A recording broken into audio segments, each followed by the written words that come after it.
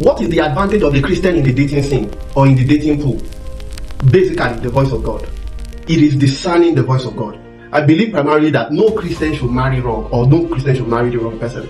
Personally, as a person, I enjoy the voice of God in the dating scene. Though sometimes it's very hard to discern the voice of God and still obey God, but it is much realistic and advantageous for a man to marry based on the voice of God. You see, when I was in the dating scene, God was speaking. We were in talking stage for 2 good weeks.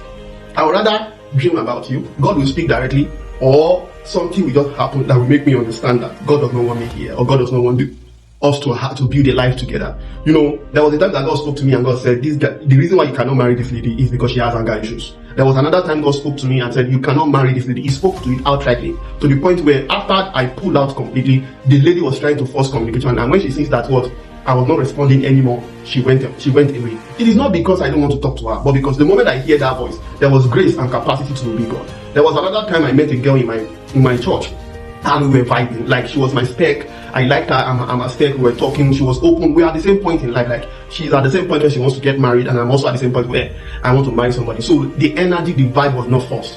All of a sudden, the vibe was removed away from her heart completely, and I cannot. And I will go to church. I will see her, and I will be like. And sometimes we talk, we gist, we became friends, like, definitely, we became best of friends. And I would gist, and I'll be like, no. You know, we just talk and like, so that we can't push that, I can't push that conversation with her further. There was some other times that God will tell me that this particular girl has somebody here and here that she's up to. She's talking to you, she's going on a date with you, but she's not ready to respond to you. So I enjoyed different happenings. The one that is most important to me was a time when I was in Gombe, and I met this lady and we had a cordial vibes. And she came visiting, and when she was going back, I decided to see her off. So while I was going, I just heard that something just sounded like an alarm, bang bang, beside me. And I checked, and I saw a signboard that said danger.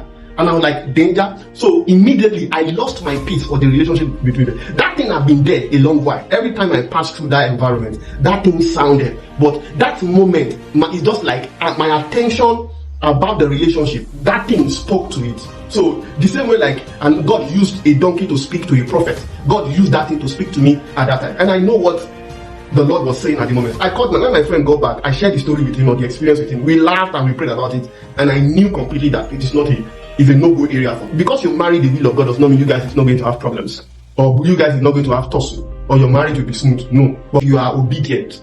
And if you are abiding, God will not allow you to marry somebody that will deter the call and the grace of God upon your life. God will not allow you to marry your enemy. God will not allow you to marry someone that will frustrate you.